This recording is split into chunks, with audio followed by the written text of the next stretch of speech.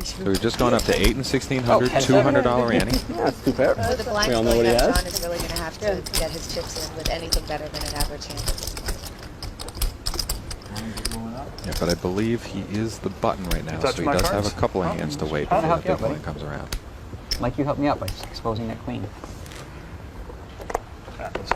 12-9. Whoop, John has moved in for 12-9 with the king-8 suited. And he's got aces behind him from Ted Forrest. Unbelievable. Now that is unlucky. Well, we know he's going to be racing, and it's not going to be much of a race. He's going to really have to catch some cards here to survive.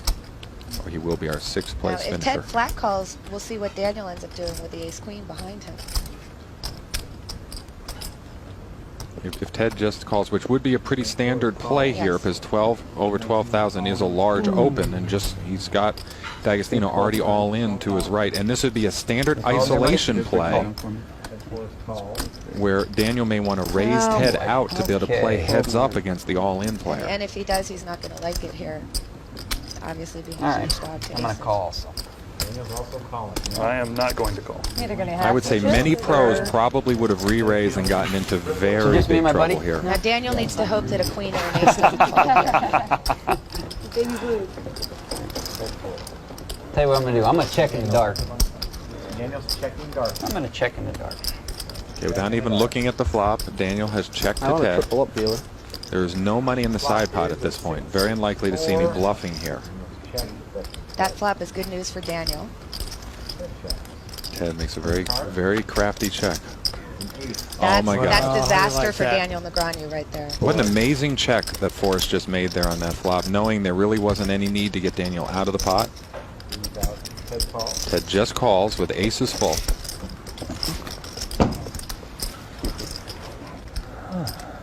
Ted is actually playing this hand brilliantly to get the maximum out of Daniel here. Oh my gosh. 6 on the river. That's brutal.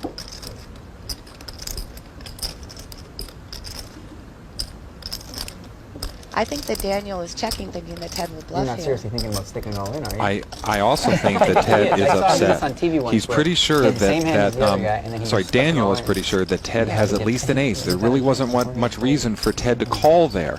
But Beautiful Daniel's play. assuming that his kicker was good. So he's upset about that 6 falling on the river because that would give Ted a tie if he had a worse ace. But we know that Ted has aces full.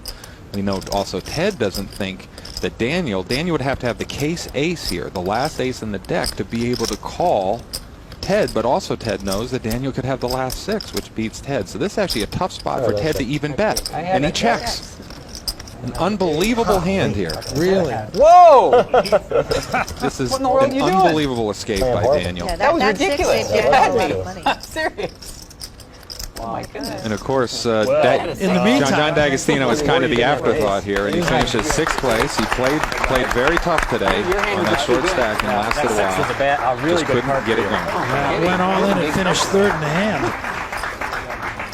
I don't know. And he What a will hand. finish 6th, and he will not get any money. All these players put up 20,000 at the beginning of the day, so he did lose 20,000.